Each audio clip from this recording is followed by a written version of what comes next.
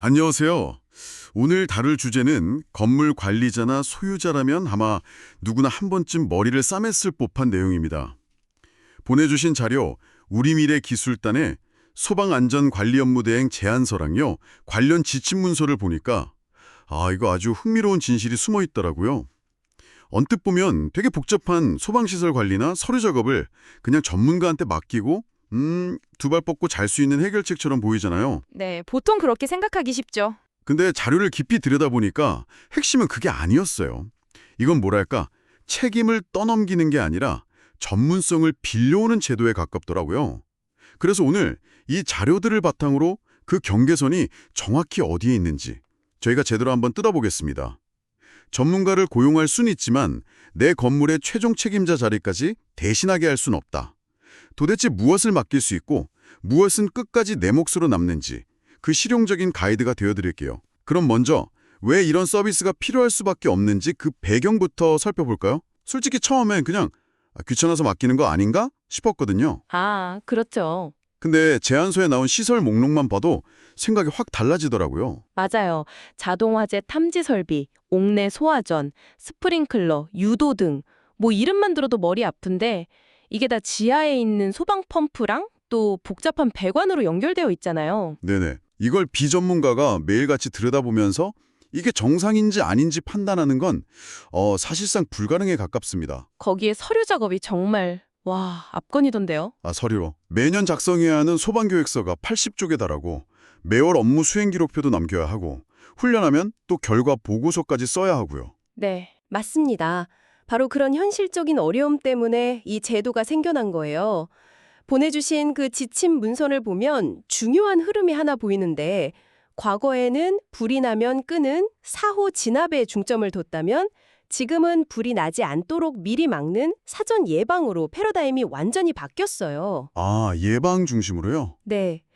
건물이 점점 커지고 복잡해지니까 그냥 서류상으로만 관리자를 두는 그런 형식적인 방식으로는 이제 안 된다는 거죠. 실제 상황에서 모든 시설이 100% 완벽하게 작동하도록 그 실질적인 관리를 하자는 게 핵심이에요. 그래서 우리미래기술단 제안서에 나온 닦고, 조이고, 기름치자는 비유가 눈에 확 들어왔어요. 네, 저도 그 부분 인상 깊게 봤습니다. 아무리 비싼 차도 정비 안 하면 고철되는 것처럼 수억 원짜리 소방시설도 전문가가 꾸준히 관리해주지 않으면 그냥 비싼 장식품이 될 수 있다. 이 말이잖아요? 바로 그겁니다. 그 비유가 이 제도의 본질을 정말 정확하게 짚고 있어요. 단순 점검을 넘어서 최상의 컨디션을 계속 유지시켜주는 전문적인 정비의 개념으로 접근해야 하는 거죠. 좋습니다. 필요성은 충분히 알겠어요. 그럼 이제 가장 궁금한 지점인데요. 돈을 내고 계약하면 이제 모든 게 해결되는 걸까요? 자료를 보니까 그건 절대 아니더라고요. 그렇죠. 이들이 해주는 일과 그럼에도 불구하고 우리가 반드시 직접 해야 할 일 사이에 명확한 선이 있었어요. 아주 중요한 포인트예요. 법적으로도 명확하게 구분이 되어 있고요. 이걸 이해하는 게 오늘 대화의 거의 핵심이라고 할 수 있습니다.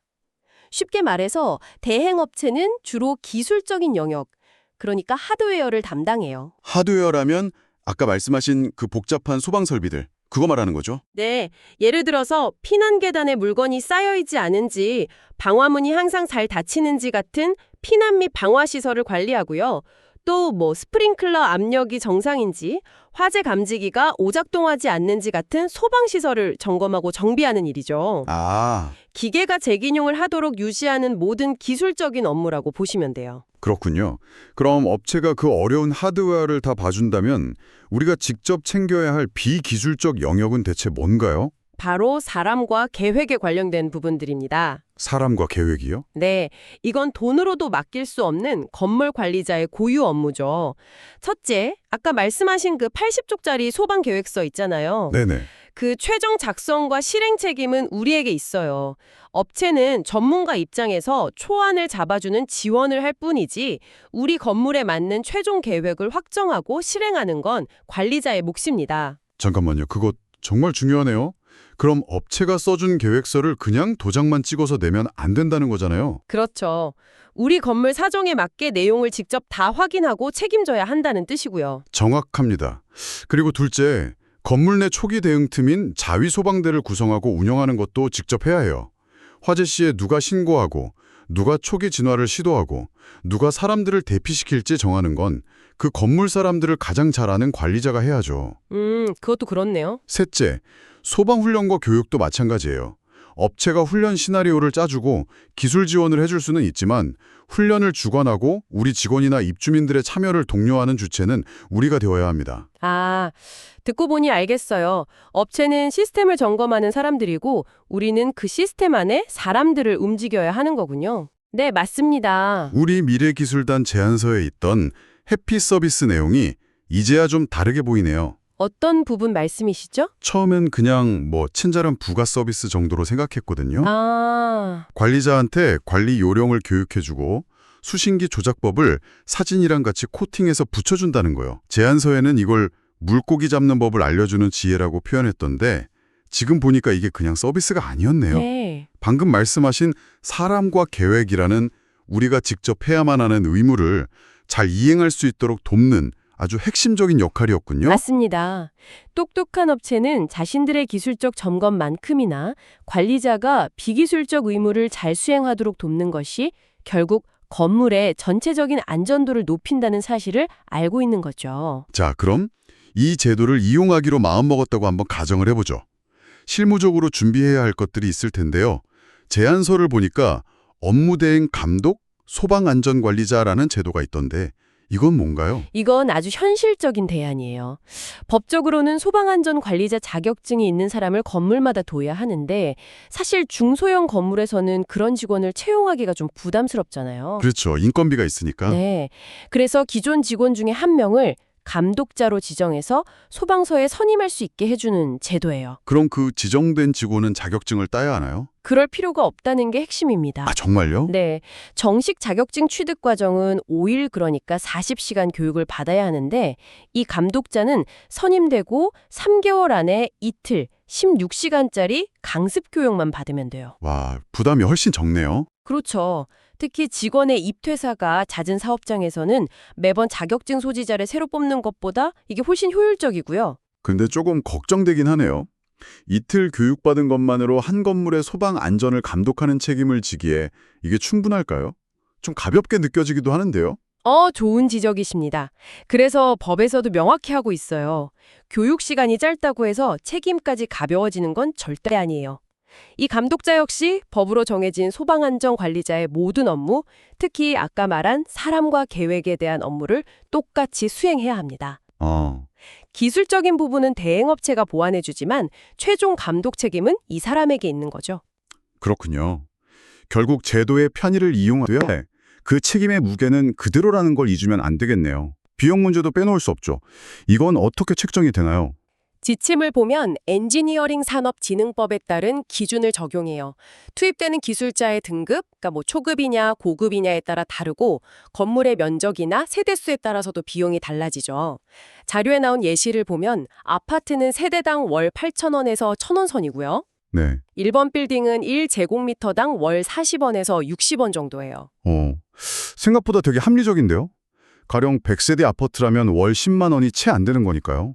그런데 여기서 대부분의 관리자들이 놓치는 함정이 하나 있습니다. 함정이요? 네, 이 월정액 비용은 평상시 유지관리에 대한 비용이에요. 법적으로 매년 한두 번 의무적으로 실시해야 하는 종합점검이나 작동점검 같은 그런 정밀점검 비용은 대부분 별도로 청구됩니다. 아, 잠깐만요. 그럼 제가 예산을 짤 때 월 50만 원씩 착정해뒀는데 갑자기 연말에 점검 비용으로 300만 원짜리 청구서가 날아올 수도 있다는 말씀이세요? 네. 와, 예산 담당자 입장에서는 정말 등골이 서늘해지는 이야기인데요. 네, 실제로 그런 일 때문에 계약 분쟁이 생기기도 해요. 그래서 계약할 때 월 관리비에 법정 점검 비용이 포함되어 있는지 아니면 별도인지를 반드시 확인하고 만약 별도라면 그 비용까지 미리 예산에 반영해둬야 하는 거죠. 이건 정말 중요한 실무팀이네요. 네. 자, 그럼 이제 마지막이자 가장 무거운 질문으로 넘어가 보겠습니다.